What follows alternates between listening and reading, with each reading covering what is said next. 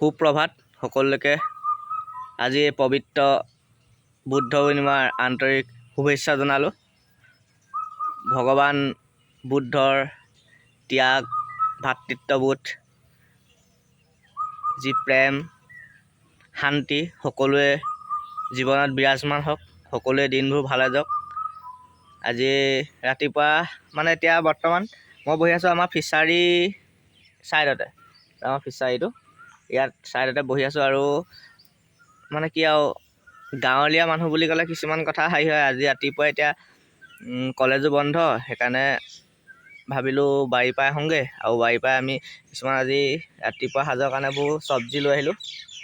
এয়া আনিছোঁ, আপোনাক দেখাইছোঁ। জিকা, তিয়ঁহ আনিছোঁ, দাংবডি আছে, একদম মোৰ প্ৰিয় খাদ্য দাংবডি। কেইটামান কণ বিলাহী আনিছোঁ, দালিতে দিব পাৰিবি আৰু ধুনীয়াকৈ পাৰিম। আৰু ইয়াত আহিলোঁ ধনিয়া।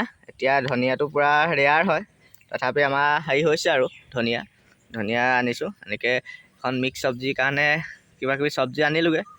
তাত ভাবিলোঁ আপোনাকো ভিডিঅ' এটা কৰি এনেই দেখাওঁ। এইটো আমাৰ ফিচাৰীটো, এয়া মাছ জীয়াইছোঁ। আৰু মাছ মাঘৰ বিহুত এইবাৰ ধৰিব পৰা হৈ যাব ডাঙৰ মাছ।